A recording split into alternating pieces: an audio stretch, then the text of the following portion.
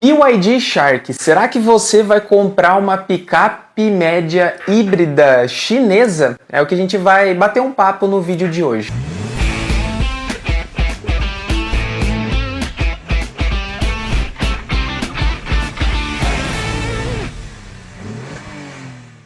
Bom, resumindo, há uns 2 meses atrás, a BYD lá no México levou um monte de jornalista para apresentar a picape média dela, híbrida, bem bonita, bem imponente, muito grande, a BYD Shark, que vai ser lançada aqui no Brasil agora no segundo semestre, sem uma data prevista, sem valor também muito previsto. E já falando do valor, ela vai custar, algumas pessoas dizem, né, 300 mil aproximadamente, e algumas outras pessoas falam 400 mil, mas a maioria tá apostando em 300 mil. Bom, vamos ver. Não dá pra saber de nada quando se trata de preço assim, não dá pra comparar fora do país, principalmente com a BYD. Se vir realmente por uns 300 mil ali no meio, vai ser uma opção bem legal. A Hilux, por exemplo, ela parte de 242 mil e vai até 371 mil na versão GR lá, a top, enfim, o paralama largado. E a Hilux é a top de vendas. A Ranger de 265 mil até seus 352 mil. A V6, que é a mais cara, e tem a Mitsubishi L200, que muita gente esquece, mas é uma excelente picape de 219 mil, aquelas versões a mais antiga, né, até 319 mil. Que a L200 tem várias versões, vários sobrenomes lá. Isso tudo é preço do site oficial das montadoras. E pensando nesse número aí de preço, pelas qualidades dela, que eu vou passar um pouco das características dela, ela vai ser realmente muito superior em questão de preço pela característica dela, se realmente vier nessa média de 300 mil reais. Uma das características eu já vou passar agora, que é o tamanho. Ela tem 5,46 metros de comprimento, 1,97 de largura, gigante. Ela consegue carregar até 835 quilos na caçamba. Para efeito de comparação, a Hilux, que é a top de vendas hoje, ela tem 5,32 contra 5,46 da Shark e 1,85 de largura, já é realmente bem grande, né? Ela consegue carregar até 1 tonelada de carga. Então, o número de tamanho de espaço, você pode esperar que a Shark vai ser bem mais confortável e maior, principalmente na cabine, do que a Hilux. Vendo algumas fotos dela, por exemplo aqui, você percebe que ela parece que realmente é grande mesmo. Tudo isso faz ela ficar ainda mais com volume ainda. Inclusive essa frente aqui dela parece bastante a Ford F-150, que tem aqui no Brasil também para venda, com esse detalhe aqui, né, o LED diurno. Isso aqui tudo acende, é um carnaval, mas é legal e diferente. Eu gosto quando o design realmente tem liberdade para criar alguma coisa diferentona assim. Ela tem um 1.5, mas dessa vez turbo, aí com assistência, né, elétrica, por isso que ela é híbrida. No total ela produz 430 cavalos, faz de 0 a 100 em 5,7 segundos e tem uma autonomia de até 840 km. Esse motor 1.5 turbo, eu não sei como vai trazer para cá, mas bem provável ser somente a gasolina, assim como é hoje o 1.5 aspirado dos produtos que tem da BYD. Comparando de novo, por exemplo, com a S10, na questão principalmente de autonomia, que na minha opinião é o que vai mandar mesmo quando você falar assim, putz, eu vou utilizar esse carro para viagens no interior, que normalmente são estradas bem longas, não tem uma assistência que a gente tem nas estradas de grandes centros, ou principalmente aqui em São Paulo, que é um caso bem à parte do Brasil. A S10, por exemplo, ela tem um tanque de 76 litros e uma autonomia de 860 quilômetros, bem parecido ali com a Shark. A Hilux tem um tanque de 80 litros e consegue uma autonomia de 900 quilômetros. Praticamente é a mesma coisa que a S10, só que como ela tem um tanque com 4 litros a mais, então ela chega a 900. Isso é média, isso é uma autonomia que depende muito do pé, depende muito de onde você está passando, se é estrada de terra, enfim. Mas é um número para a gente se basear. Em teoria, em número só, sem colocar ela no dia a dia realmente onde vai acontecer as coisas, ela é bem próxima do que a gente tem no mercado nacional. Então ficaria assim, uma escolha entre aspas, somente por números e por gosto. Aí você pode estar se perguntando, putz, mas e a questão de carregamento da bateria, a questão também de abastecer esse carro que é somente gasolina, esse motor 1.5 turbo, não deve ser um motor tão robusto assim. E entenda que eu não estou denegrindo o motor, é que eu estou falando que ele não é tão robusto para aguentar a qualidade da gasolina brasileira. Já outros motores já estão calejados, vamos colocar assim, né? Parece que ela é um pouco quadrada, mas eu acredito que é mais pela pintura dela. Porque se você perceber aqui, ó, ela tem três cores, né? Branca, azul e preta. E aqui ela tem essa moldura preta aqui que fica parecendo que ela é mais quadradona assim. Passa a impressão, mas eu acho que ela tem umas linhas mais fluidas até por questões de aerodinâmica também. Mas como eu falei, só olhando os números dela, realmente por 300 e poucos mil, uma picape que em termos de números, em alguns empatam com as concorrentes e outros passam bastante. Será que realmente vai vender mais e passar as líderes de mercado?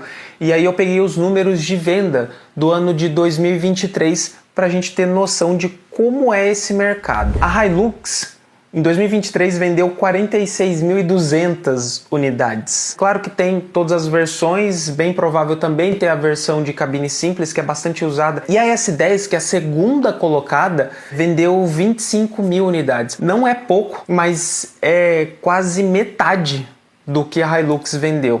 E depois vem a Ranger com 20 mil, bem próximo ali da S10. Se somar as duas, a Ranger e a S10, ainda não dá o volume de vendas da Hilux. A L200 vendeu 12 mil unidades no ano passado. Então, mesmo com todas essas picapes já no Brasil, já com história, já com até a paixão de um tempo mais aqui no Brasil, não conseguem passar a Hilux, mesmo custando mais barato em algumas versões e sendo mais equipadas que ela. Realmente a Toyota consegue isso com os produtos dela. E vamos lá, o interior da BYD Shark. Aí que eu começo a pensar assim, nossa, dá dó de entrar com uma bota suja de barro ou colocar essa picape na mão de alguém para trabalhar. Não porque essa pessoa vai destruir, mas, é trabalho. Realmente não vai poder ter muito frescurinha ali pegando no carro, limpando, enfim. Tem que realmente ir trabalhar, sabe? É tempo. Então eu acho que esse interior aí não estaria preparado como as outras estão. Aí que tá. Algumas pessoas estão falando que essa BYD Shark vai mirar no mercado do pessoal que quer ter uma picape, que não necessariamente vai trabalhar com ela ou vai usar ela em campo, mas que gosta do estilo country e quer usar isso na cidade. Realmente seria bem legal porque tem um conforto gigantesco interno, tem um espaço maior do que as concorrentes, aí seria até que legal. Ó, aqui o interior dela tem a tela giratória, tem modos de condução diferente, ar-condicionado, mesmo sendo, vamos colocar assim, até luxuosa perto das outras, esse exterior, é um interior que tem uma robustez no desenho, nas cores, então é bem sóbrio e até robusto na aparência. Mas tem um monte de botão, um monte de coisa que se cair sujeira, nossa, dá desespero. A BYD Shark ali no console central parece bastante a Urus da Lamborghini.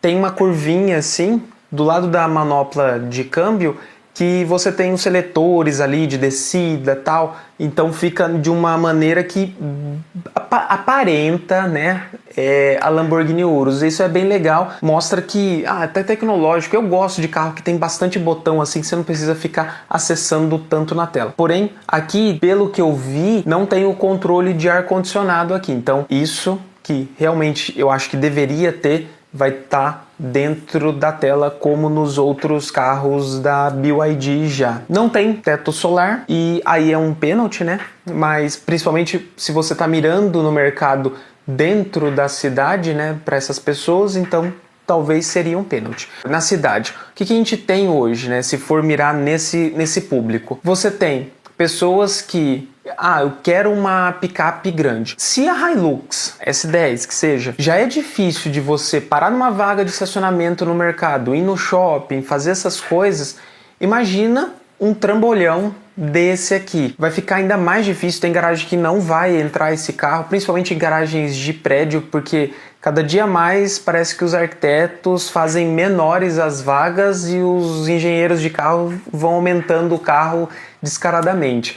Então, se você está pensando numa picape para fazer isso no dia a dia, para ter o dia a dia dela num centro urbano, talvez seja um carro que você vai realmente curtir ele, porque ele pede um espaço maior. Então, isso no mundo inteiro, não só aqui no Brasil, está acontecendo. Então, por isso que você vê microcarros, por exemplo, lá na Europa, que tem cidades bem apertadas. Aí que eu fiquei pensando assim, pô, antes de fazer esse vídeo, eu realmente pensei, li, tentei entender para quem vai ser essa caminhonete. Aqui também eu quero fazer um detalhe para a caçamba dela. Já vem com Santo Antônio, já vem com um protetor de caçamba, mas aí tem duas coisas que me chamaram a atenção que eu falei assim, nossa, vai quebrar muito rápido. Tem um botão para você fazer a abertura da caçamba.